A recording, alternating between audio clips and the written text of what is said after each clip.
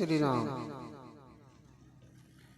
श्री सुखदेव जी ने कहा, परीक्षित, राजा बलि ने धैर्य पूर्वक भगवान के दिए उपहार को स्वीकार किया और बोले, हे देवताओं के आराध्य देव, आपकी कीर्ति बड़ी पवित्र है। मुझे नरक अथवा पाताल में जाने का कोई दुख नहीं है। आपने मुझे वरुण पास में बांधा, उसका भी मुझे कोई दुख नहीं है। मैं दुखों से भयभीत नहीं होता। मेरे पास कुछ भी न रहे और आपके द्वारा मुझे कठोर दंड का भागी भी होना पड़े, इसका भी मुझे कोई भय नहीं है। मैं तो केवल अपनी अपकीर्ति से डरता हूँ। हे प्रभु, हम तो आपको ही अपना परम गुरु मानते हैं। हम लोग धन, बल, कुलीनता आदि के मध्य में अंधे हो जाते हैं और अहंकार प्रदर्शन करने लगते हैं। तब आप ही हमारी अहंकार तोड़कर हमें शिक्षा देते हैं। आपसे हमारा जो अप्रत्यक्ष रूप से उपकार होता है उसे हम अच्छी प्रकार से समझते हैं। जो योगीजन योग के द्वारा अपने आप अनेकानेक सिद्धियां प्राप्त करते हैं, वही सिद्धि बहुत से असुरों को आपके साथ दृढ़ भेदभाव करने से ही प्राप्त हो जाती है। आप मुझे जो दंड दे रहे हैं उसमें भी मेरी भलाई है। हे प्रभु, पितामह प्रहलाद जी की कीर्ति सारे जगत में प्रसिद्ध है। वे आपके श्रेष्ठ भक्त हैं। उनके पिता हिरण्यकश्यप ने आपसे भेदभाव रखकर पितामह को बहुत कष्ट दिए थे, परंतु उन्होंने अपना जीवन आपकी गोद में ही बलिदान कर दिया। प्रभु, मेरे पितामह प्रहलाद जी ने यह जानते हुए भी कि आप लौकिक दृष्टि से उनके भाई बंधुओं का नाश करने वाले शत्रु हैं, आपके चरण कमलों की ही शरण ली थी। उस सृष्टि में यानी उनके देखने में आप मेरे भी शत्रु हैं, फिर भी आपने मुझे बलपूर्वक ऐश्वर्य, लक्ष्मी और पास से मुक्त कर अपने पास बुला लिया है। इस प्रकार मुझे जड़ बुद्धि होने के अपश्य से आपने बचा लिया है। आप धन्य हैं प्रभु। आपकी यह कृपा सदा मुझ पर इसी प्रकार बनी रहे, यही मैं चाहता हूँ। परीक्षित, इस प्रकार राजा राज्य लक्ष्मी के मोह से राजा बलि को अलग करके भगवान ने उसे सूतर लोक का राजा बना दिया। जाते जाते उन्होंने राजा बलि से कहा, राजन, मैं जिस पर कृपा करता हूँ उसका धन छीन लेता हूँ, क्योंकि मनुष्य धन के मद में मतवाला होकर मेरा और प्रजा का तिरस्कार करने लगता है। मेरी कृपा से ही यह जीवन अपने कर्मों के अनुसार अनेक योनियों में भटकने के उपरांत ही मनुष्य योनि में आ पाता है। मनुष्य योनि में आने के बाद यदि जीव को कुलीनता, कर्म,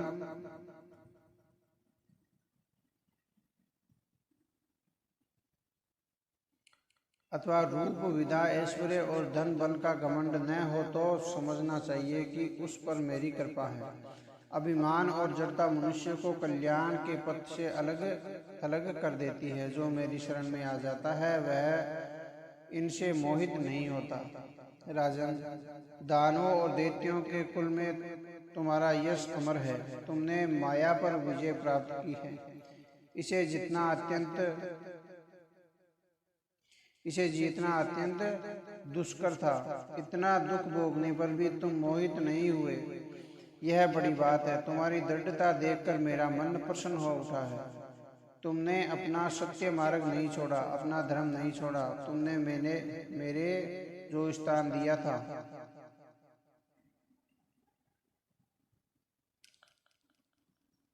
उसे तुमने हर्ष स्वीकार किया। अतः मैं तुझे वरदान देता हूँ कि सावरणी मनवंतर में तू मेरा परम भक्त इंद्र होगा। तब तक मुझे विश्वकर्मा के इस सूतर लोक में रहना होगा। वहाँ रहने वाले लोगों पर मेरी कृपा दृष्टि सदा रहती है, इसलिए उन्हें शारीरिक और मानसिक रोग, थकावट और बाहरी भीतरी शत्रुओं से भय नहीं रहता। मैं वहाँ तुम्हारी हर प्रकार से रक्षा करूँगा। तुम मुझे सदा सर्वदा अपने पास ही रखोगे। श्री सुखदेव जी ने कहा, परीक्षित, सनातन पुरुष भगवान के शब्दों को सुनकर दैत्यराज बलि की आंखें भर आई। प्रेम से गदगद होकर उन्होंने भगवान के सम्मुख हाथ जोड़े। राजा बलि ने कहा, प्रभु, आपके चरणों में शरणागत जनों को भी फल प्राप्त होता है, वह आपने मुझे दिया है, जबकि मैंने तो आपको ठीक से प्रणाम भी नहीं किया। बड़े बड़े लोकपाल और देवताओं पर जो कृपा आपने नहीं की, वह आपने मुझ पर की है। मैं तो नीच असुर हूँ, फिर भी आपने मुझे अपनी कृपा का पात्र समझा है। परीक्षित, इस प्रकार विनती करने पर दैत्यराज बलि को वरुणपाश से तत्काल मुक्ति मिल गई। तब उन्होंने भगवान को प्रणाम कर अन्य असुरों के साथ सूतरलोक की यात्रा की। इस प्रकार भगवान ने राजा बलि से स्वर्ग का राज्य लेकर इंद्र को दे दिया। उन्होंने अदिति की मनोकामना पूर्ण की और स्वयं उपेंद्र बनकर सारे संसार का पालन करने लगे। जब प्रहलाद ने देखा कि उसके पौत्र के सारे बंधन खुल गए हैं और उसे भगवान जी की कृपा प्राप्त हुई है, तो उन्होंने भक्तिभाव से भरकर भगवान की स्तुति की।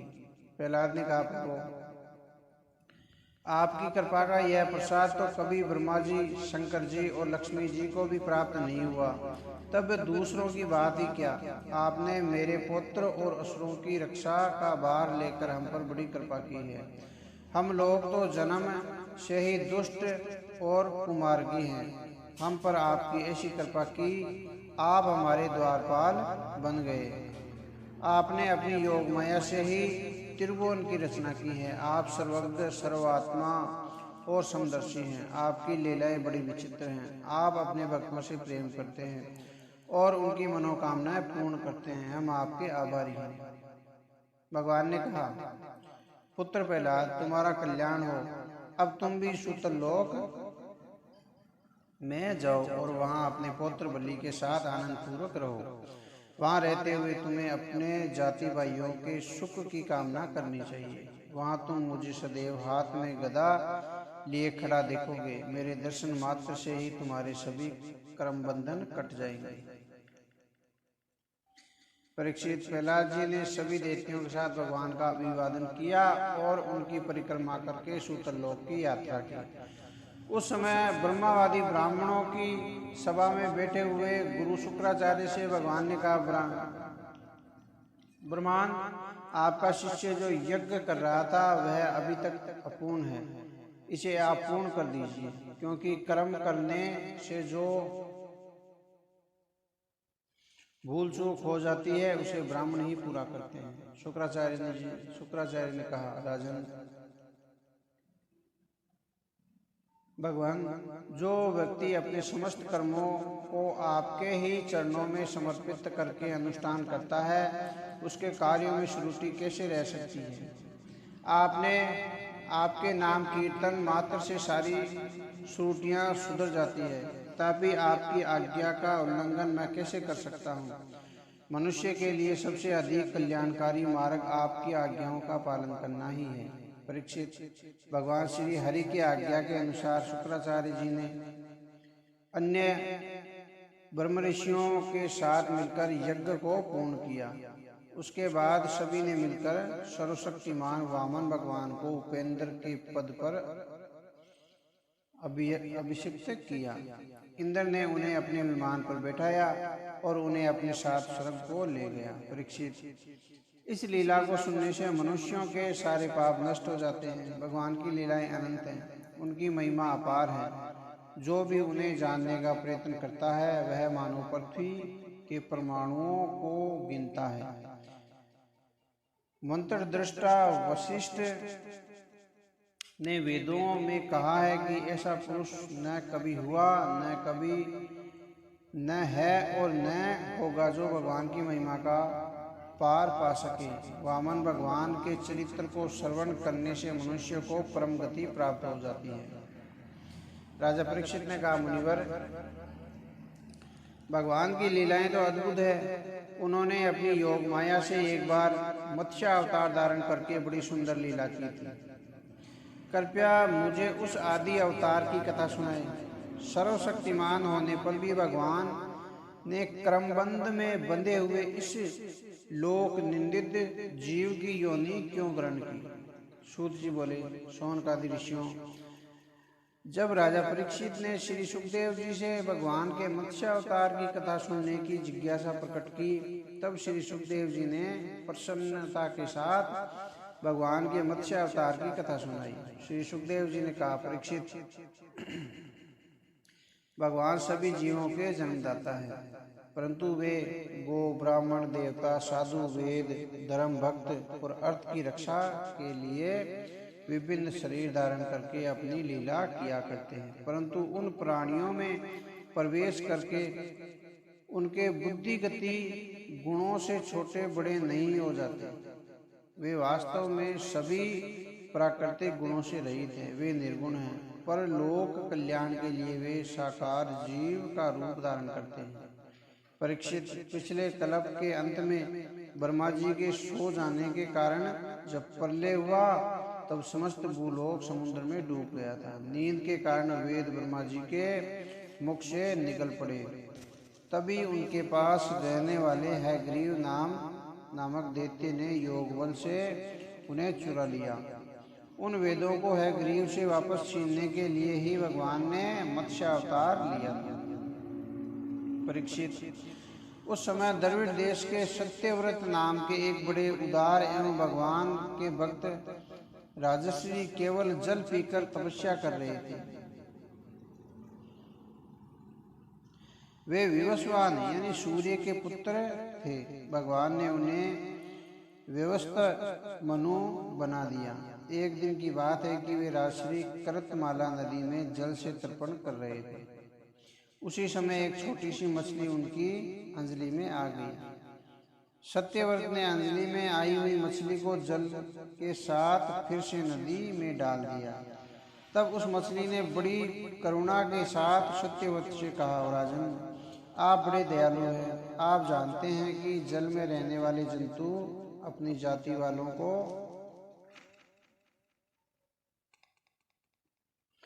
खा जाते हैं। आप मुझे मारने के लिए फिर से इस नदी में क्यों छोड़ रहे हैं? मैं भय से व्याकुल हुई जा रही हूँ। सत्यव्रत नहीं जानते थे कि स्वयं भगवान ही उन पर कृपा करने के लिए मछली रूप में पधारे हैं। उन्होंने उस मछली की रक्षा करने का संकल्प कर लिया। उन्होंने उस मछली को उठाकर अपने जल पात्र में रख लिया और उसे अपने आश्रम ले आए। आश्रम पर लाने के उपरांत एक रात में ही वह मछली उस कमंडल में इतनी बढ़ गई कि उसमें उसके लिए स्थान ही नहीं रहा। राजा सत्यव्रत ने मछली को कमंडलू में से निकालकर एक बड़े पानी के मटके में रख दिया। वहां पर वह मछली 2 घड़ी में ही इतनी बढ़ गई कि उसका मटके में समाना भी भारी पड़ गया। राजा सत्यव्रत ने उस मछली को वहां से उठाकर एक सरोवर में डाल दिया, परंतु वहां भी थोड़ी देर में ही वह मछली इतनी बढ़ गई कि सारा सरोवर ही गिर गया। सत्यव्रत ने उसे बड़े से बड़े सरोवर में डाला, पर उसका आकार बढ़ता ही चला जा रहा था। हार कर अंत में राजा सत्यव्रत ने उसे समुद्र में डलवा दिया। समुद्र में डलाते समय मत्स्य भगवान ने कहा, वीर राजन, समुद्र में बड़े बड़े बली मगर रहते हैं, वे मुझे खा जाएंगे, इसलिए आप मुझे समुद्र के जल में मत छोड़ो। मत्स्य भगवान की मधुर वाणी सुनकर राजा सत्यव्रत मोहित हो गए। उन्होंने कहा, प्रभु, मत्स्य का रूप धारण करके मुझे मोहित करने वाले आप कौन हैं? आपने एक ही दिन में 400 कोस यानी 800 मील के विस्तार वाले सरोवर को घेर लिया। ऐसी शक्ति रखने वाले किसी जीव के बारे में मैंने आज तक नहीं सुना। अवश्य आप सर्वशक्तिशाली और अविनाशी ईश्वर श्री हरि हैं। लगता है कि जीवों पर दया करने के लिए ही आपने जलचर का रूप धारण किया है। हे प्रभु, आप जगत की उत्पत्ति, स्थिति और प्रलय के स्वामी हैं। मैं आपको नमन करता हूँ। हम भक्तों के लिए आप ही आत्मा और आश्रय हैं। आप मुझे बताइए प्रभु कि आप किस प्रयोजन से यह रूप धारण किया है। आपने इस अद्भुत रूप में मुझे दर्शन दिया है, तो अवश्य इसका कोई कारण रहा होगा। कृपया मेरे भ्रम को दूर करें। परीक्षित, भगवान अपने अनन्य प्रेमी भक्तों पर बड़ा स्नेह रखते हैं। जब उन्होंने राजा सत्यव्रत को इस प्रकार कहते सुना तो उसका प्रिय और हित करने के लिए कल्पांत के समय समुद्र में विहार करने के लिए उनसे कहा। भगवान ने कहा, सत्यव्रत आज से 7वें दिन भूलोक सहित तीनों लोक समुद्र में डूब जाएंगे। उस समय जब तीनों लोग डूबने लगेंगे तब मेरी प्रेरणा से तुम्हारे पास एक बड़ी नौका आएगी। उस समय तुम समस्त प्राणियों के सूक्ष्म शरीरों को लेकर सप्तऋषियों के साथ उस नौका पर चढ़ जाना। अपने साथ धान्य और अनाज के दाने के बीज रखना। उस समय सर्वत्र एकमात्र महासागर ही लहराता हुआ दिखाई देगा। चारों ओर गहरा अंधकार होगा। केवल ऋषियों की दिव्य ज्योति के सहारे ही चारों ओर देखना और नाव पर चढ़कर सर्वत्र विचरण करना।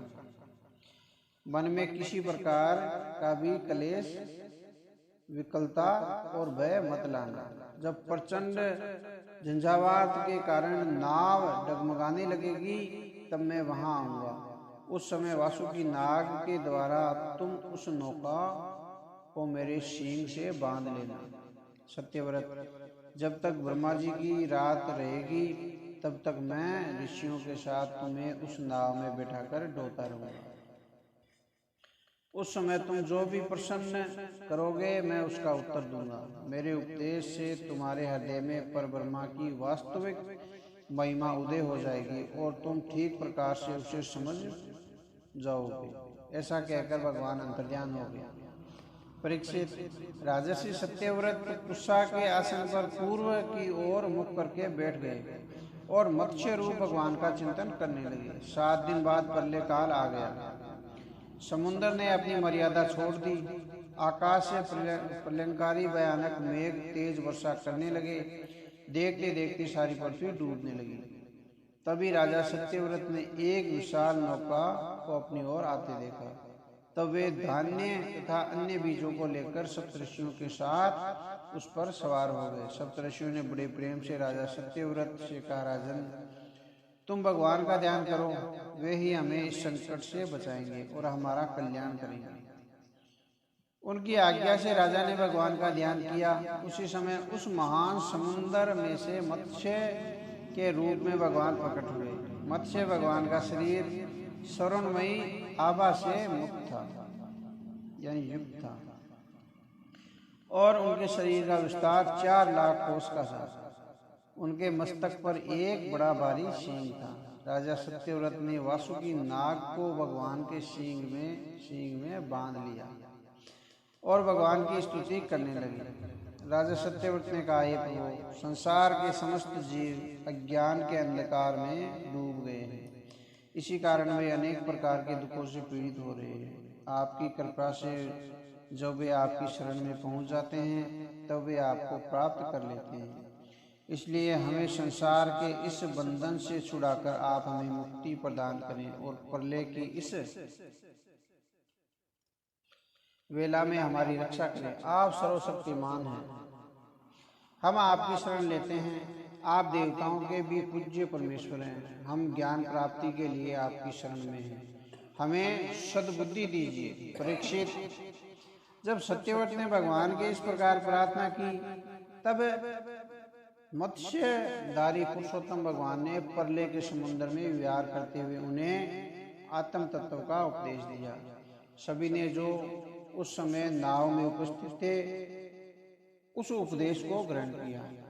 बाद में जब प्रलय का अंत हुआ और ब्रह्मा जी की निद्रा टूटी तब भगवान ने हयग्रीव असुर को मारकर उससे वेद छीन लिए और उन्हें पुण्य ब्रह्मा जी को दे दिए।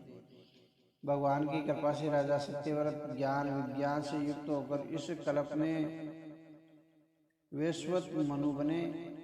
अपनी योग माया से मत्स्य रूप धारण करने वाले भगवान विष्णु और राजर्षि सत्यव्रत का यह संवाद एवं श्रेष्ठ कथानक सुनकर मनुष्य सभी पापों से मुक्त हो जाते हैं। जो मनुष्य भगवान के इस अवतार का प्रतिदिन श्रवण करता है उसके सारे संकल्प सिद्ध हो जाते हैं, उसे परम गति प्राप्त होती है। अब है 9वां स्कंद, सुख सागर। अब है वैश्वत मनु के पुत्र राजा सुदमन की कथा। राजा परीक्षित ने कहा, मुनिवर, आपने सब मनोंतरों और उनमें भगवान के ऐश्वर्यपूर्ण तथा शक्तिशाली चरित्रों का वर्णन किया और हमने उनका पूरा आनंद के साथ श्रवण भी किया। आपने वेश्वत मनु की कथा भी हमें सुनाई। अब आप कृपा करके उनके वंश और वंश में होने वाले राजाओं का अलग अलग चरित्र भी हमें सुनाइए। हे महाभाग, हमारे हृदय में कथा सुनने की सदा ही उत्सुकता बनी रहती है। वेवस्वत मनु के अंश में होने वाले सभी पवित्र कीर्ति पुरुषों के पराक्रम को सुनने की हमारे मन में बड़ी अभिलाषा है। श्री सुखदेव जी ने कहा, परीक्षित, मनुवंश का विस्तार से वर्णन तो कई वर्षों में भी नहीं किया जा सकता। यहाँ मैं कुछ थोड़े में यानी संक्षेप में उनके विषय में बता देता हूँ। जो परम पुरुष परमात्मा सभी जीवों में आत्मा रूप से विद्यमान है, प्रलय के समय केवल वे ही थे। यह विश्व आदि कुछ भी नहीं था। उस समय उनकी नाभि से एक कमल कोश प्रकट हुआ। उसी से चतुर्मुखी ब्रह्मा का जन्म हुआ। ब्रह्मा जी के मन में मरीचि और मरीचि के पुत्र ऋषि कश्यप हुए। उनसे उनकी धर्मपत्नी अदिति से विश्ववान यानी सूर्य का जन्म हुआ। विश्ववान की संज्ञा नाम की पत्नी से श्राद्ध देव यानी सत्यव्रत मनु का जन्म हुआ।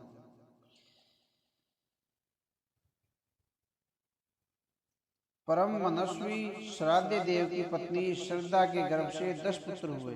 उनके नाम थे इक्ष्वाकु, नरग, शर्याति, दिष्ट, धृष्ट, करुष, नारीशंत और प्रचद्रंद और नभग और कवि।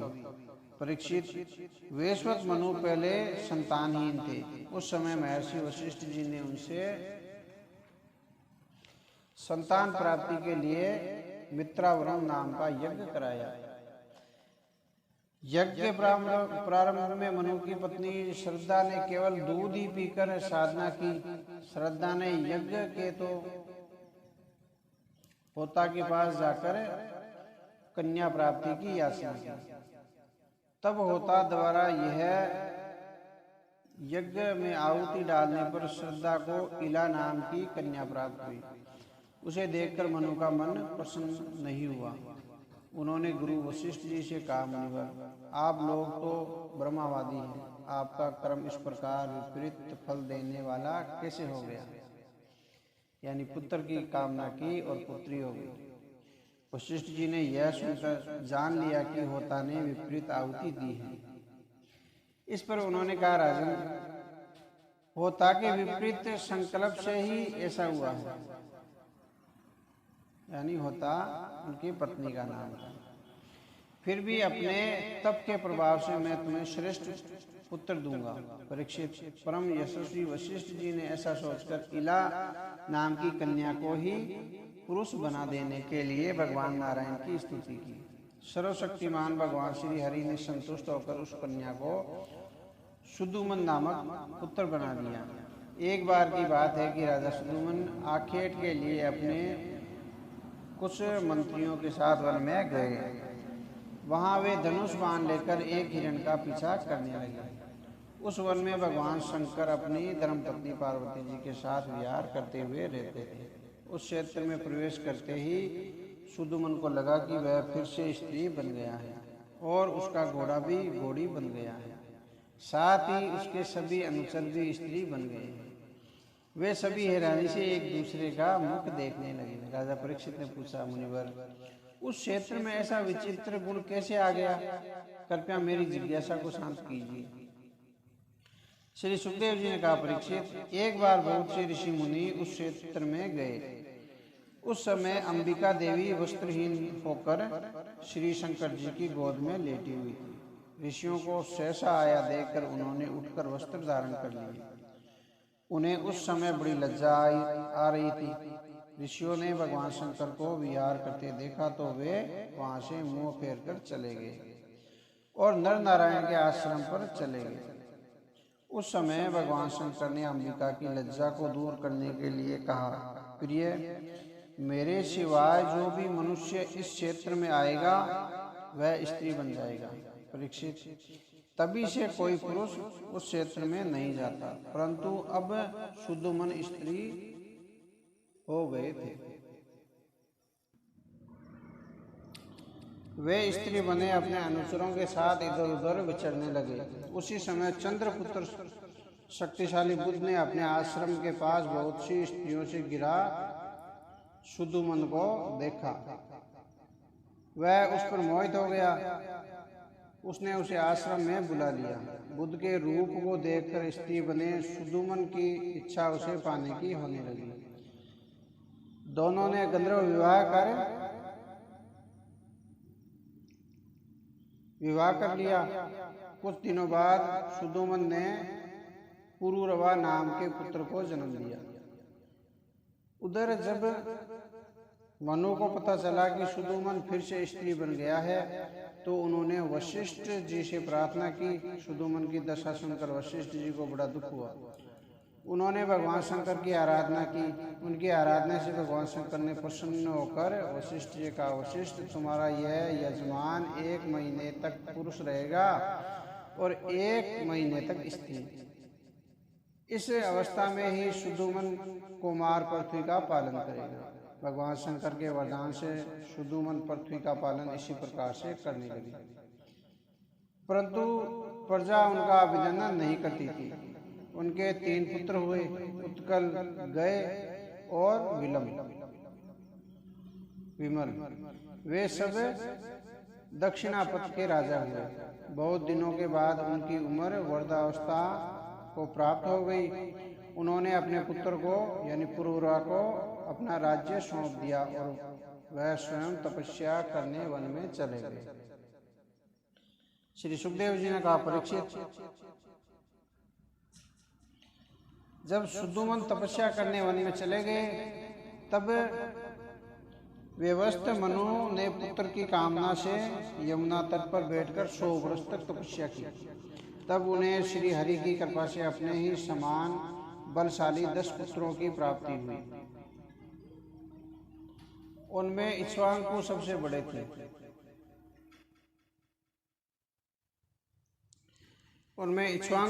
बड़े थे। वे सूर्य के उपासक थे।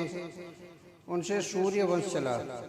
मनु पुत्रों में एक पुत्र का नाम था प्रसद। गुरु वशिष्ठ जी ने उसे गायों की रक्षा में नियुक्त कर रखा था। एक दिन रात में तेज वर्षा हो रही थी। प्रसद वीरासन मुद्रा में गायों की रखवाली कर रहा था। तभी गायों के झुंड में एक बाघ घुस आया। गोएं उससे डरकर उठ खड़ी हुई और रंभाने लगी। वे अपनी जान बचाने के लिए गौशाला में इधर उधर भागने लगी। बाघ ने झपटकर एक गाय को पकड़ लिया। वह अत्यंत भयभीत होकर चिल्लाने लगी। उसका क्रंदन सुनकर प्रसद हाथ में तलवार लेकर उसकी ओर दौड़ा।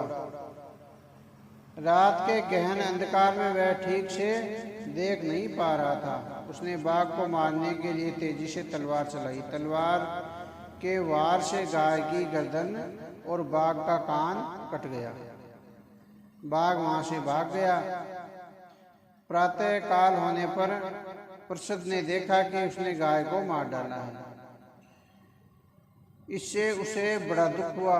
यद्यपि उसने यह कर्म जानबूझकर नहीं किया था, फिर भी कुल पुरोहित वशिष्ठ जी ने उसे शूद्र हो जाने का श्राप दे दिया। प्रसद ने उस श्राप को स्वीकार किया और सदैव के लिए नैष्ठिक ब्रह्मचार्य व्रत को धारण कर लिया। वह अनन्य भक्ति भाव से भगवान वासुदेव की भक्ति करने लगा। उसने अपनी इंद्रियों और मन को वश में कर लिया। उसे जो कुछ भी प्राप्त हो जाता वह उसी से अपना जीवन यापन करने लगा। उसका चित्त सदैव भगवान में लगा रहने लगा। एक दिन वह वन में गया तो वहां दावानल भड़का हुआ था, यानी वन में आग लगी हुई थी। उसने अपने आप को उस अग्नि में भस्म कर दिया और परमात्मा को प्राप्त हो गया। मनु का सबसे छोटा पुत्र कवि था। विषय वासना से वह दूर रहता था। वह राज्य छोड़कर अपने बंधुओं के साथ वन में चला गया और किशोर अवस्था में ही भगवान को प्रिय हो गया। मनु का एक पुत्र वरुष था। वह अत्यंत मेधावी, ब्राह्मण भक्त, धर्म प्रेमी और उत्तरापथ का रक्षक था। धृष्ट का पुत्र धारष्ट क्षत्रिय था, परंतु बाद में वह ब्राह्मण बन गया था। नरक का पुत्र सुमति और उसका पुत्र बुध ज्योति था। बुध ज्योति का पुत्र वसु था। वसु का पुत्र प्रतीक और प्रतीक का पुत्र ओगवान था। ओगवान का पुत्र ओगवान था। उसको ओगवती नाम की एक कन्या भी हुई थी। उसका विवाह सुदर्शन से हुआ था। मनुपुत्र नरस्यंत से चित्रसेन, उससे श्रभ और श्रभ से मीडवान हुआ। मीडवान से कुरच और उससे इंद्रसेन की उत्पत्ति हुई थी। इंद्रसेन से वितिहोत्र और उससे सत्यशर्वा की उत्पत्ति हुई। सत्यशर्वा से उरुशर्वा और उससे देवदत्त का जन्म हुआ। देवदत्त के अग्निवेश्व नाम का पुत्र हुआ, जो स्वयं अग्निदेव ही था। आगे चलकर वे ही कानिन एवं महर्षि जातुकरंड नाम से विख्यात हुआ। ब्राह्मणों का अग्निवेश्यवान गोत्र उन्हीं से चला है। मनु के पुत्र दृष्ट के पुत्र का नाम नाभाग था। वह अपने कर्म के वैश्य हो गया, यानी कर्मों के कारण वैश्य हो गया। उसका पुत्र बलनंद हुआ और उसका वत्स प्रीति हुआ। वत्स प्रीति का प्रवांशु और उसका परमति हुआ। परमति का खनित्र और खनित्र का चाक्षुष हुआ। चाक्षुष का विशिंतित हुआ और विशिंतित के पुत्र रंभ और रंभ के पुत्र खनि नेत्र दोनों ही परम धार्मिक थे। उनके पुत्र क्रंदम और उसके अविक्षित हुए। अविक्षित के पुत्र मरूद और चक्रवर्ती राजा हुए। उससे अंगिरा के पुत्र महायोगी सर्वत्र ऋषि ने यज्ञ कराया था। उस यज्ञ में इंद्र सोमपान करके मतवाला हो गया था और दक्षिणा से ब्राह्मण तर्पण हो गए थे। मरूद के पुत्र का नाम दम था। दम का पुत्र राजवर्धन और उससे सुदर्ति नाम का पुत्र हुआ। सुदर्ति का पुत्र नर था और नर से केवल और केवल से बंधुमान का जन्म हुआ। बंधुमान से वेगवान और उससे बंधु और बंधु से राजा तरणबिंदु का जन्म हुआ। वह आदर्श गुणों से युक्त था। अम्बुसा नामक अप्सरा ने उसका वर्ण किया था और उससे उसे कई पुत्र और इडविडा नाम की एक कन्या प्राप्त हुई थी। मुनिवर विश्रवा ने इडविडा से विवाह करके उसके गर्भ से लोकपाल कुबेर को जन्म दिया था। महाराज तरणबिंदु के पुत्र का नाम विशाल, शून्यबंधु और धूम्रकेतु था। विशाल राजा हुए और उन्होंने वैशाली नाम की नगरी बसाई।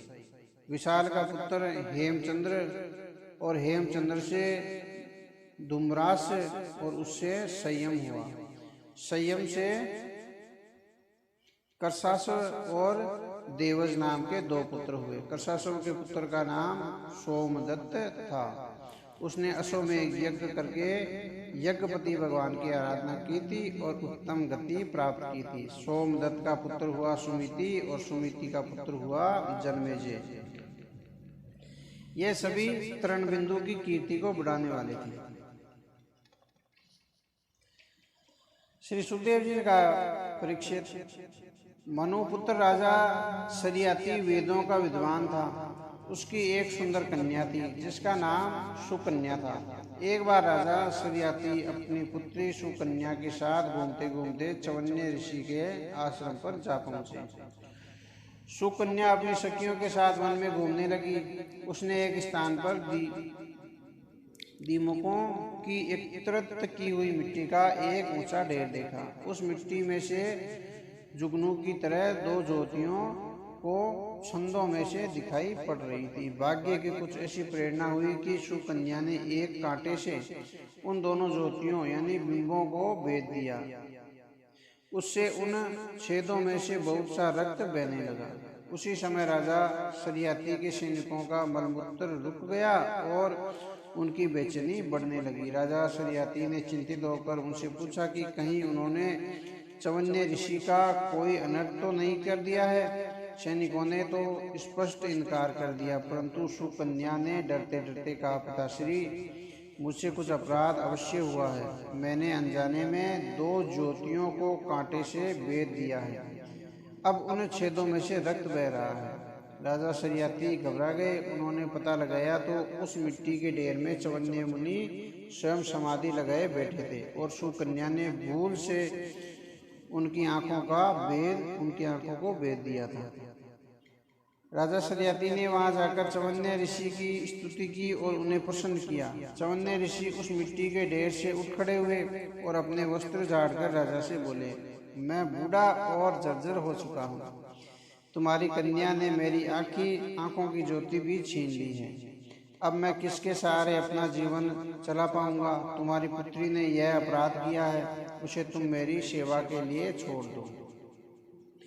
राजा ने ऋषि की बात पर विचार करके सुकन्या को उसे समर्पित कर दिया और फिर उनकी अनुमति लेकर वे अपनी राजधानी चले गए। सुकन्या चवन्य ऋषि को पति रूप में स्वीकार कर बड़े प्रेम से उनकी सेवा करने लगी। वह जानती थी कि चवन्य ऋषि बड़े क्रोधी हैं, इसलिए उनकी मनोवृत्ति के अनुसार ही वह उनसे प्रसन्न रहती थी। कुछ दिन व्यतीत हो जाने पर दोनों अश्विनी कुमार उनके आश्रम पर आए। चवन्य ऋषि ने उनका यथोचित आदर सत्कार करके अपने लिए उनसे युवा शरीर मांगा और उन्हें सोमरस देने का वचन दिया। दोनों अश्विनी कुमार आयुर्वेद के प्रकांड आचार्य थे। उन्होंने चवन्य ऋषि को सिद्ध कुंड में स्नान कराया। उसमें स्नान करके चवन्य ऋषि फिर से एक सुंदर युवा के रूप में प्रकट हो गए और उनकी आंखें भी ठीक हो गई। अपने पति को युवा रूप में देखकर सुकन्या बहुत प्रसन्न हुई। उसने अश्विनी कुमारों का अभिनंदन किया। अश्विनी कुमार सुकन्या की पति भक्ति देखकर बहुत प्रसन्न हुए और फिर चवन्य ऋषि से विदा लेकर वे स्वर्ग की ओर चले गए। कुछ समय के उपरांत राजा शरियाती यज्ञ करने की इच्छा से चैवन्य ऋषि के आश्रम पर आए। वहां उन्होंने सुकन्या के पास सूर्य के समान तेजस्वी एक पुरुष को बैठे देखा। सुकन्या ने पिता को प्रणाम किया तो पिता क्रोध में भरकर बोले, दुष्ट, तूने सबके वंदनीय चैवन्य ऋषि को धोखा दिया है। अवश्य ही तूने उन्हें बूढ़ा और कुरूप समझकर छोड़ दिया है और अब तू कुमार्ग पर चलकर पुरुष की सेवा कर रही है। तेरा व्यवहार उच्च कुल को कलंक लगाने जैसा है। निर्लज्ज, तुझे लज्जा नहीं आई? तू नरक में जाने योग्य है। राजा शरियाती की फटकार सुनकर सुकन्या ने मुस्कुराकर कहा, पिताश्री, मैंने कोई पाप नहीं किया। यह आपके जमाता भृगुनंदन महर्षि चवन्य ही है। इसके बाद उसने सारी बात अपने पिता को बताई और स्वयं चैवन्य ऋषि ने उनका समर्थन किया। उनकी बात सुनकर राजा शरियाती की प्रसन्नता का परावार नहीं रहा और उन्होंने अपने वचनों पर क्षमा मांगते हुए पुत्री को गले से लगा लिया। महर्षि चैवन्य ने राजा शरियाती को सोम यज्ञ का अनुष्ठान कराया। सोमपान के अधिकारी न होते हुए भी उन्होंने अश्विनी कुमारों को बुलाकर उन्हें भी सोमपान कराया। इससे इंद्र क्रोधित हो उठा। उसने चिढ़कर अपने वज्र से राजा शरियाती पर प्रहार कर दिया, परंतु आघात करने से पहले ही महर्षि चैवन्य ने इंद्र के प्रहार को स्तंभित कर दिया। तब सब देवताओं ने उन्हें तथा अश्विनी कुमारों को सोमपान का भाग देना स्वीकार कर लिया। वेद होने के कारण देवताओं ने अश्विनी कुमारों का बहिष्कार कर रखा था, जो अब समाप्त कर दिया गया। अश्विनी कुमारों ने महर्षि को युवा होने का एक पथ्य दिया और उसे बनाने की विधि भी बताई। वह पथ्य बाद में च्यवनप्राश के नाम से प्रसिद्ध हुआ। च्यवनप्राश के नाम से प्रसिद्ध हुआ। परीक्षित, राजा शरियाती के 3 पुत्र थे। उत्तान ब्रह्मी, अनर्थ और भूरिसेन। अनर्थ से रेवत हुए। महाराज रेवत से समुद्र के भीतर कुश स्थली नाम की एक नगरी बसाई। उसी में रहकर वे अनर्थ आदि देशों का राज्य संचालन करते थे। उनके 100 श्रेष्ठ पुत्र हुए, जिसमें सबसे बड़े ककुदमी थे। उनकी कन्या रेवती थी। एक बार वे उसे लेकर ब्रह्मा जी के पास गए और उसके लिए योग्य वर पूछा। उस समय वहाँ उत्सव चल रहा था, इसलिए उन्हें कुछ समय वहाँ ठहरना पड़ा।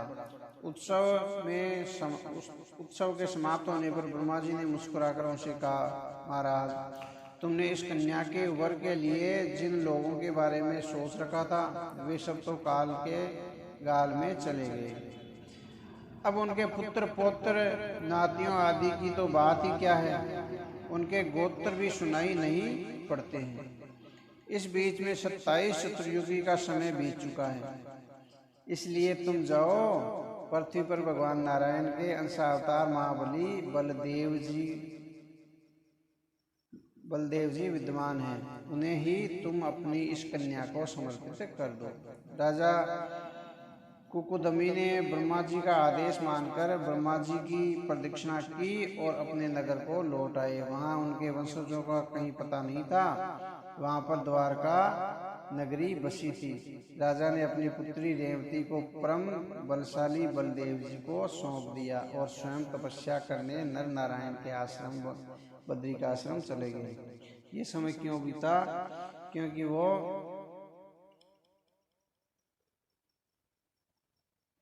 ब्रह्मा जी के यहाँ उत्सव था, तो वो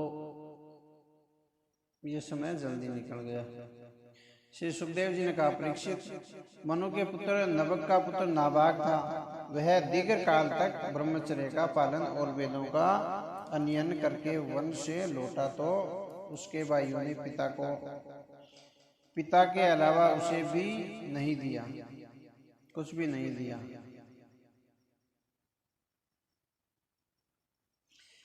उसने अपने पिता से जाकर यही कहा कि उसके भाइयों ने उसे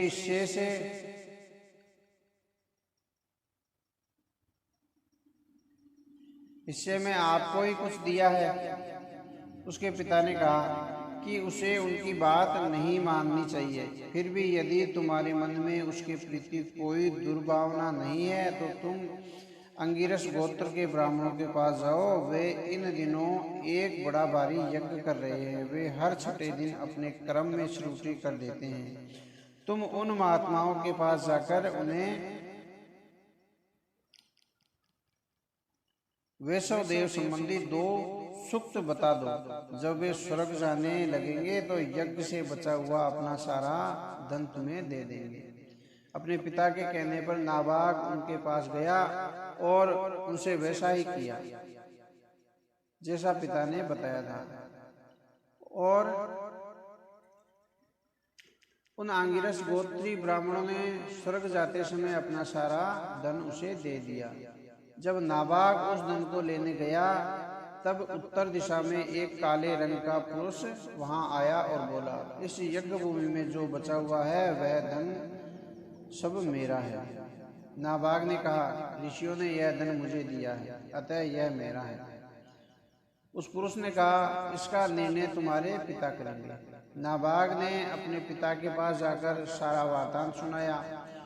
तो उसके पिता ने कहा, पुत्र, एक बार दक्ष प्रजापति के यज्ञ में ऋषियों ने यह निश्चय किया था कि यज्ञ भूमि में जो बचा रहे उसे रुद्रदेव को ही दिया जाएगा। इसलिए यह धन तो महादेव जी को ही मिलना चाहिए।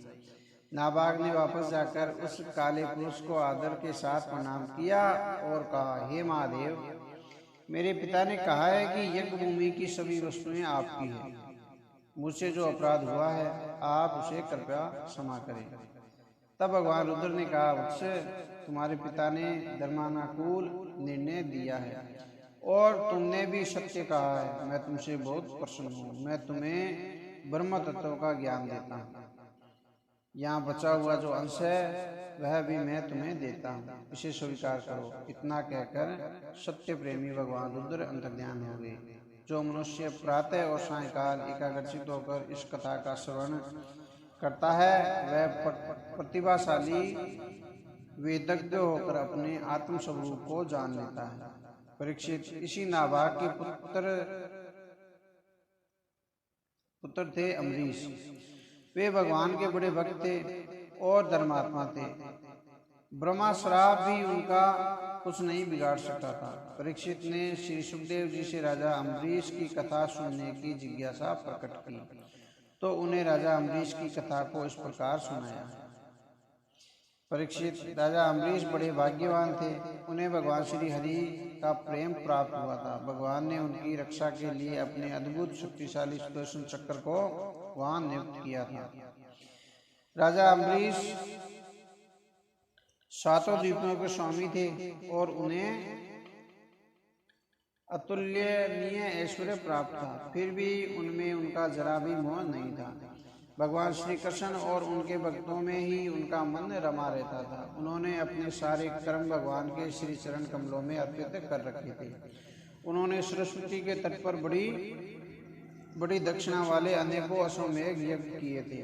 भगवान की आराधना ही उनके जीवन का लक्ष्य था। उनके द्वारा किए गए यज्ञों में प्रजा महात्माओं द्वारा गाए हुए भगवान के उत्तम चरित्रों का बड़े मनोयोगियों से श्रवण करती थी। वे अपने हृदय में श्री हरि के अनंत प्रेम का नित्य दर्शन करते रहते थे। उन्होंने समस्त आसक्तियों का त्याग कर दिया था। राजा अम्बरीश की पत्नी भी उन्हीं के समान धर्मशीला, संसार से विरक्त एवं भक्ति पारायण थी। एक बार राजा अम्बरीश ने अपनी पत्नी के साथ भगवान श्री कृष्ण की आराधना के लिए एक वर्ष तक द्वादशी प्रधान एकादशी व्रत करने का संकल्प किया। व्रत के समाप्त होने पर कार्तिक मास में उन्होंने 3 रात का उपवास किया और प्रातःकाल उठकर यमुना जी में स्नान किया था तथा मधुवन में जाकर भगवान श्री कृष्ण की पूजा की। उन्होंने भगवान का महाअभिषेक सभी प्रकार की सामग्री द्वारा किया। फिर उन्होंने ब्राह्मणों को स्वादिष्ट भोजन कराया, उन्हें बहुमूल्य गौएं दान में दी। सबसे अंत में ब्राह्मणों से आज्ञा लेकर उन्होंने व्रत का पारण करने की तैयारी की। उसी समय महाक्रोधी दुर्वासा ऋषि अपने शिष्यों के साथ वहां अतिथि रूप में पधारे। राजा अम्बरीश उन्हें देखते ही उठ खड़े हुए, उन्हें आसन देकर आदर के साथ बैठाया और विधि पूर्वक उनके चरणों की पूजा की। बाद में राजा ने उनसे भोजन करने की प्रार्थना की। दुर्वासा ऋषि ने स्नान करके भोजन करना स्वीकार कर लिया। वे अपने शिष्यों के साथ यमुना तट पर स्नान ध्यान के लिए चले गए। इधर द्वादशी केवल घड़ी भर शेष रह गई, परंतु दुर्वासा ऋषि का कहीं अता पता नहीं था कि वे कब लौटकर आएंगे। धर्मज्ञ राजा अम्बरीश ने ब्राह्मणों से परामर्श किया कि अब क्या करना चाहिए। यदि वे दुर्वासा ऋषि और उनके शिष्यों को भोजन कराए बिना ही स्वयं भोजन कर लेते हैं तो द्वादशी रहते व्रत का पारण नहीं कर सकते। दोनों ही स्थिति में दोष लगता है। विचित्र धर्म संकट था, वे करे तो क्या करें। तब ब्राह्मणों ने विचार करके उन्हें बताया कि श्रुतियों में ऐसा कहा गया है कि जल पी लेना भी भोजन करना ही है और नहीं भी है। ऐसा निश्चय करके वे उपरांत राजा अम्बरीश के समय रहते जल पी लिया। परीक्षित, उसी समय दुर्वासा ऋषि अपने शिष्यों के साथ वहां आदम के और क्रोध में भरकर बोले, अच्छा तो तूने धर्म का उल्लंघन करके व्रत का पारण कर लिया है। तू निश्चय ही क्रूर और दुष्ट है। तू अपने आप को बड़ा समर्थक मानता है। भगवान की भक्ति का तू ढोंग करता है। मुझे भोजन का निमंत्रण देकर तूने मुझसे पहले ही भोजन कर लिया है। ठहर जा दुष्ट, मैं तुझे अभी मजा चखाता हूँ। ऐसा कहकर दुर्वासा ने अपनी जटा का एक बाल उखाड़ा और उसे धरती पर पटकते हुए कृत्या का आह्वान किया। उसी समय प्रलय काल की आग के समान उस जटा से एक भयानक राक्षसी प्रकट हुई। वह देखने में बड़ी भयानक थी। उसकी लाल सुर्ख आंखें क्रोध में दहक रही थी। उसके हाथ में एक तेज धार वाली तलवार थी। उसे लेकर वह जीभ लपलपाती हुई राजा अम्बरीश की ओर दौड़ पड़ी। पीछे से दुर्वासा क्रोध में चीखा, मार डाल इसे।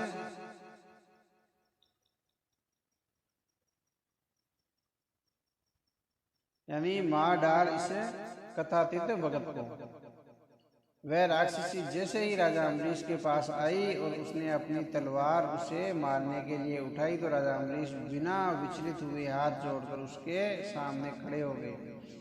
वे एक पग भी पीछे नहीं हटे। उसी समय वहां सुदर्शन चक्र प्रकट हुआ और उसने अपनी तेज किरणों के द्वारा कृत्या को भस्म कर दिया।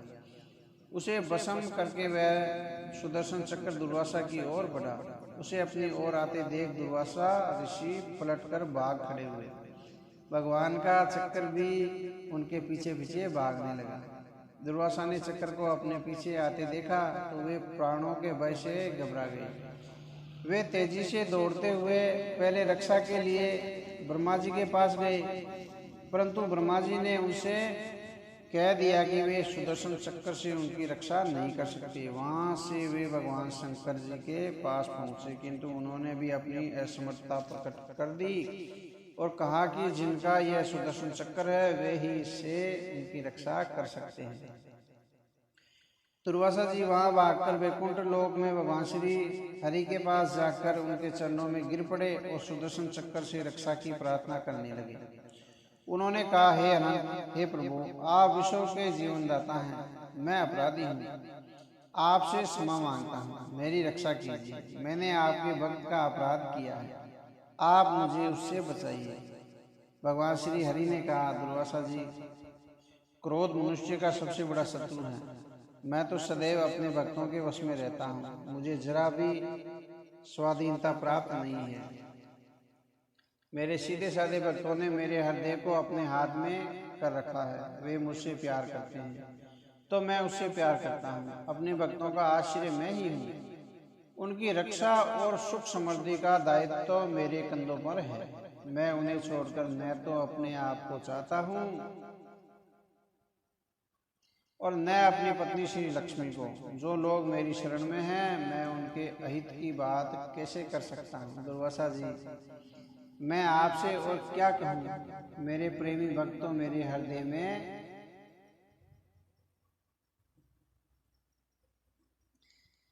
में हैं और उन प्रेमी भक्तों का हृदय मैं स्वयं हूँ। आपको मैं एक उपाय बताता हूँ जिसका अनिष्ट करने से आपको इस विपत्ति में पड़ना पड़ा। आप उसी के पास जाइए जो निरपराध साधुओं का अनिष्ट करता है। उससे अनिष्ट करने वाले का ही अमंगल होता है। इसमें संदेह नहीं कि ब्राह्मणों के लिए तपस्या और विदा परम कल्याणकारी साधना है, परंतु यदि ब्राह्मण उद्दंड और अन्यायी हो जाए तो वे दंड के अधिकारी होते हैं। अतः आपके लिए यही उत्तम है कि आप राजा अम्बरीश के पास ही जाएं और उनसे ही आप क्षमा मांगे। आपको निश्चय ही शांति मिलेगी।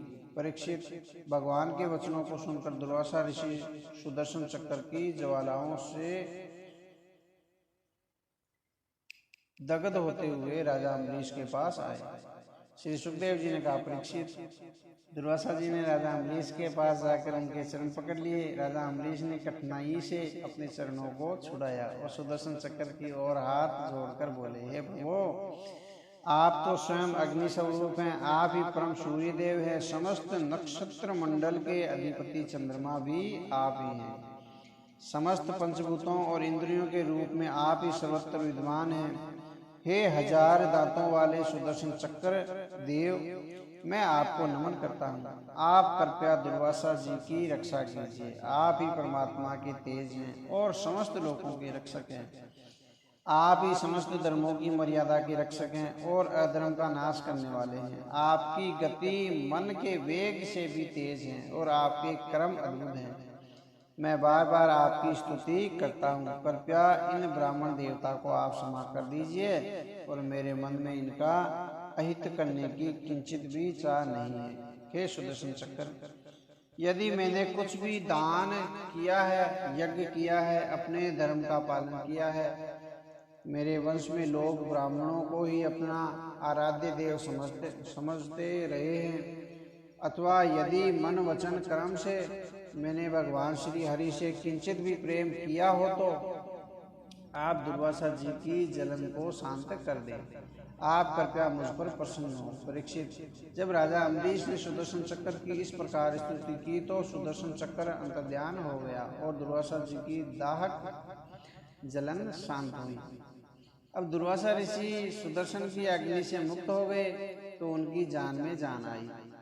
वे राजा अम्बरीश को आशीर्वाद देते हुए उनकी प्रशंसा करने लगे। दुर्वासा जी ने कहा, राजन, आप धन्य हैं। आप आज मैंने भगवान के प्रेमी भक्तों का महत्व देखा है। मैंने आपका अपराध किया, फिर भी आपने मेरे लिए मंगल कामना की। निश्चय ही आप महान हैं। जिन्होंने भगवान श्री हरि के चरण कमलों को पकड़ रखा है, उनका कोई क्या बिगाड़ सकता है। आपकी उदारता ने ही आज मेरे प्राणों की रक्षा की है। महाराज अम्बरीश, आपका कल्याण हो। परीक्षित, जब तक दुर्वासा ऋषि सुदर्शन चक्र से घबराकर तीनों लोकों में भागते रहे, तब तक राजा अम्बरीश ने भोजन नहीं किया था। वे उनके लौटकर आने की प्रतीक्षा कर रहे थे। दुर्वासा जी के चरण पखार कर राजा अम्बरीश ने उन्हें भोजन कराया। दुर्वासा जी भोजन करके जब तृप्त हो गए, तब उन्होंने कहा, राजन, अब आप भी भोजन कीजिए। आप भगवान के परम भक्त हैं। आपके दर्शन, स्पर्श और बातचीत से तथा मन को तृप्त करने वाले आतिथ्य से मैं अत्यंत प्रसन्न हुआ हूँ।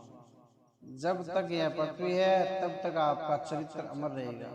राजा अम्बरीश से विदा लेकर दुर्वासा ऋषि ब्रह्मलोक की ओर चले गए और उनके जाने के बाद ही राजा अम्बरीश ने भोजन किया। इस बीच वे जल पीकर ही उनकी प्रतीक्षा करते रहे।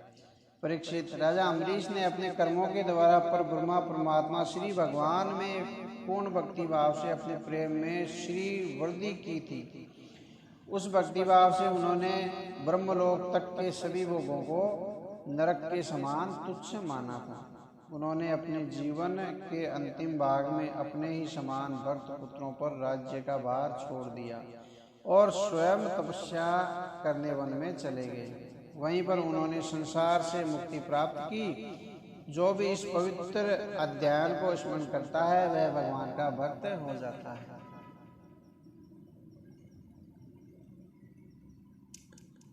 श्री सुखदेव जी ने कहा, परीक्षित, राजा अम्बरीश के 3 पुत्र थे, विरूप, केतुबान और शंभु।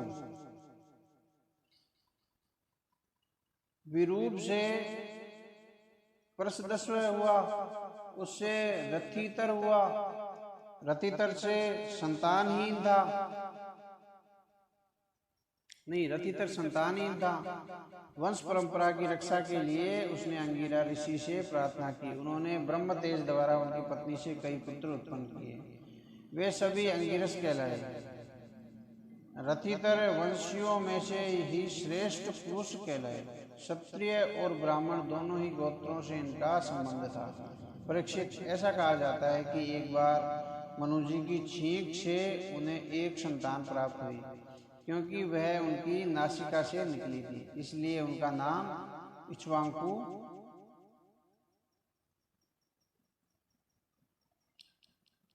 रखा गया था। इक्ष्वाकु के 100 पुत्र हुए, जिनमें विकुशी, निमि, दंडक प्रसिद्ध हुए। उनके छोटे 25 पुत्र आर्यवर्त के पूर्व भाग के 25 पश्चिमी भाग के तथा उपयुक्त 3 मध्य भाग के अधिपति हुए। शेष 45 दक्षिणी प्रदेशों के अधिपति बने। एक बार की बात है कि राजा इक्ष्वाकु ने अष्टाका श्राद्ध के समय अपने बड़े पुत्र विकुशी को श्राद्ध के योग्य पशुओं का मांस लाने के लिए कहा।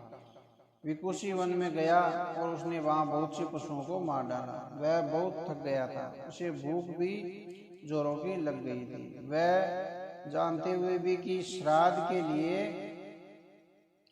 लाए जाने वाले पशु को खाना नहीं चाहिए, उसने एक खरगोश को खा लिया।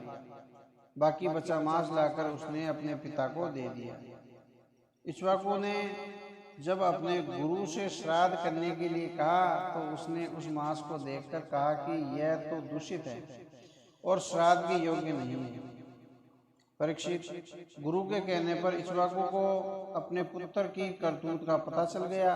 उसने क्रोध में भरकर अपने पुत्र को देश से निकाल दिया। इसके बाद इक्ष्वाकु ने अपने गुरु वशिष्ठ से ज्ञान और चर्चा की और फिर योग समाधि के द्वारा प्रायश्चित करने के लिए अपने शरीर को त्याग दिया।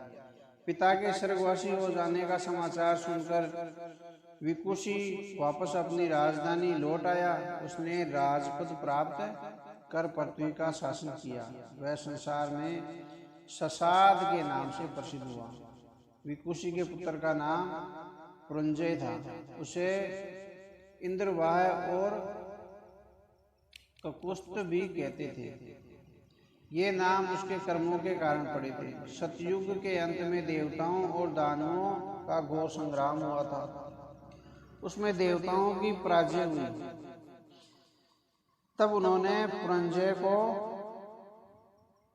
अपनी सहायता के लिए बुलाया और उसे अपना मित्र बना लिया। पुरंजय ने उसके साथ एक शर्त रख दी कि यदि इंद्र उसके वाहन बनने को तैयार हो तो वह अपनी यानी उनकी ओर से युद्ध कर सकता है। पहले तो इंद्र ने मना कर दिया, परंतु देवताओं के आराध्य भगवान विष्णुदेव के कहने पर वह तैयार हो गया।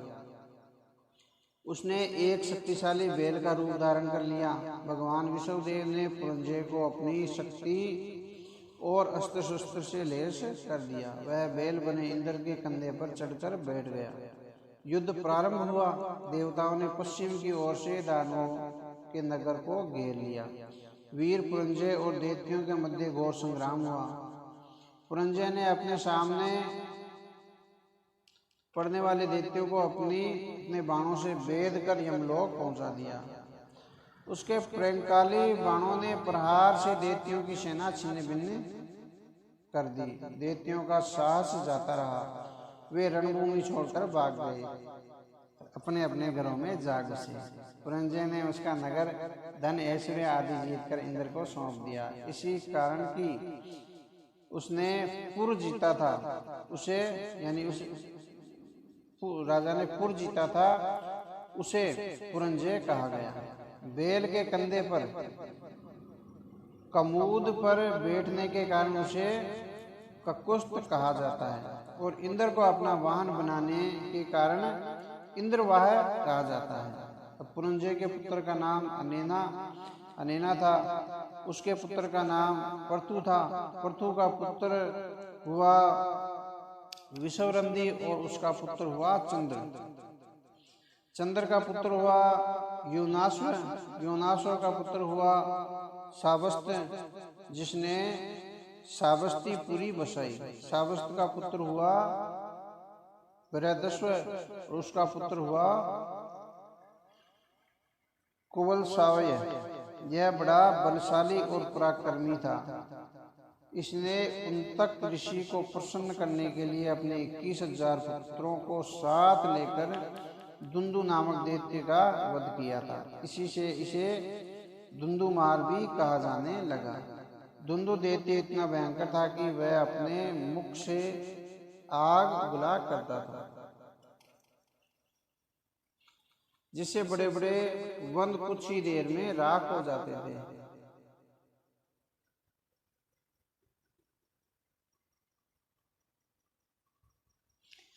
इसने कुवलयास्य के 21,000 पुत्रों को आग में झुसा दिया था, जो बाद में सभी मर गए थे।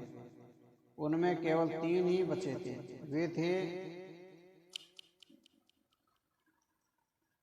दड्डासव, कपिलासव और भद्रासव। दड्डासव से हरेशव का जन्म हुआ। उनका पुत्र निकुंभ नाम से जाना गया। निकुंभ का पुत्र वृणासाव और कर्षासव उसका सेनजीत और उसका यूनासव यानी द्वितीय नामक पुत्र हुआ और द्वितीय संतानहीन था। इसलिए वह दुखी होकर अपनी 100 स्त्रियों को लेकर वन में चला गया। वहां पुत्र के लिए ऋषियों ने उससे इंद्र देवता का यज्ञ कराया। एक दिन की बात है कि रात्रि के समय यूनासो को बड़ी प्यास लगी। वह यज्ञशाला में गया, लेकिन वहां उसने ऋषि लोगों को सोते देखा। तब जल प्राप्त करने का कोई उपाय न देखकर उसने अभिमंत्रित जल ही पी लिया।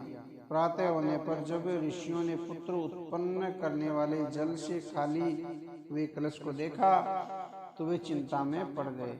यह जल किसने पिया होगा? बाद में जब उन्हें पता चला कि यूनासो ने ही जल पी लिया है तो उन्होंने भगवान के चरणों में शीश नवाकर कहा, धन्य है। भगवान का बल ही वास्तव में बल है। वे जो चाहते हैं वही होता है।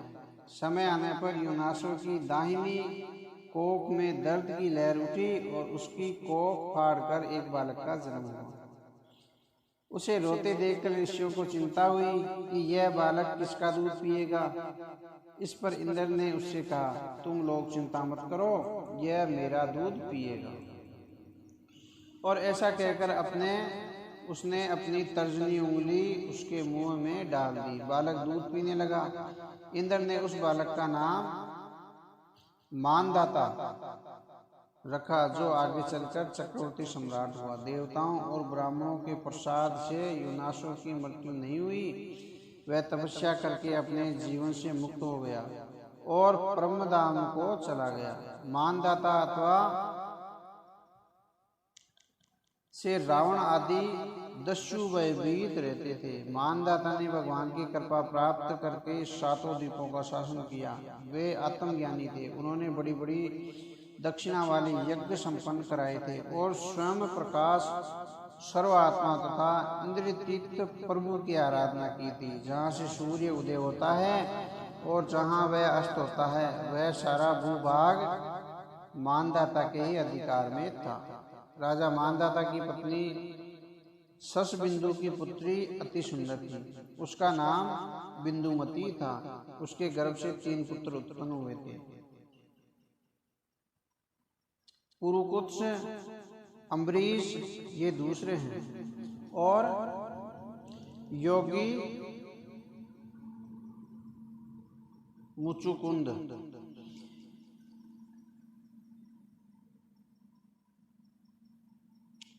इनकी 50 बहनें थी। उन 50 का विवाह अकेले शोभरी ऋषि से हुआ था। एक बार की बात है कि शोभरी ऋषि यमुना में स्नान कर रहे थे। स्नान के उपरांत वे यमुना के जल में बैठकर तपस्या करने लगे। वहां उन्होंने एक मत्स्यराज को अपनी पत्नियों के साथ सुख से रहते देखा। उसे देखकर ब्राह्मण शोभरी के मन में भी विवाह करके सुख भोगने की इच्छा जागृत हो उठी। उन्होंने राजा मानदाता के पास जाकर उनकी एक कन्या को मांगा। राजा ने कहा, प्रियवर, स्वयंवर में जो कन्या आपको चुन ले, आप उसी के साथ विवाह कर लेना। शोभरी ने सोचा कि अब मैं बूढ़ा हो गया हूँ, शरीर पर झुर्रियाँ पड़ गई है, इसलिए राजा ने मुझे टकराने के लिए ऐसा कहा है। उसने सोचा कि कोई मुझे पसंद नहीं करेगा। अच्छी बात है, मैं अब अपने को ऐसा बनाऊंगा कि राजकन्याएं तो क्या, देवांगनाएं भी मेरे लिए लालायित हो जाएगी। ऐसा सोचकर शोभरी ऋषि ने अपने योग बल से अपने शरीर को अति सुंदर, स्वस्थ और कांतिमय बना लिया। स्वयंवर में जब शोभरी ऋषि अपने नए रूप के साथ पहुंचे तो राजा की 50 कन्याओं ने शोभरी ऋषि को अपना पति चुन लिया। उन्हें पाने के लिए परस्पर कलह करने लगी। तब शोभरी ने उन सभी को अपनी पत्नी स्वीकार कर लिया। वे अपने आश्रम में उनके साथ विहार करने लगे। पृथ्वी के स्वामी राजा मानदाता शोभरी ऋषि की इस सुखी गृहस्थी को देखकर विस्मित रहने लगे। उनका यह अहंकार जाता रहा कि वे ही सार्वभौम संपत्ति के स्वामी हैं। एक दिन शोभरी ऋषि एकांत में एकाग्रचित बैठे थे।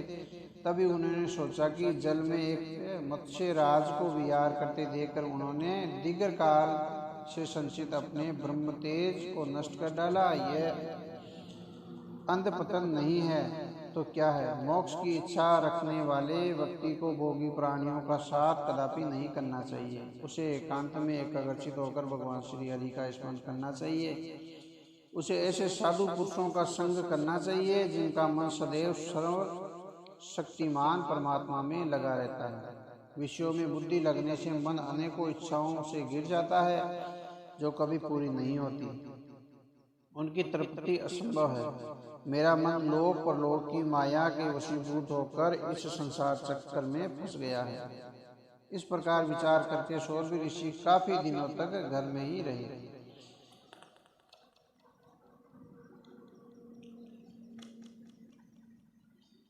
फिर एक दिन विरक्त होकर उन्होंने पूर्ण संन्यास ले लिया और वन को चले गए। उनकी सभी पत्नियों ने भी उनके साथ संसार का मोह छोड़कर वन की यात्रा की।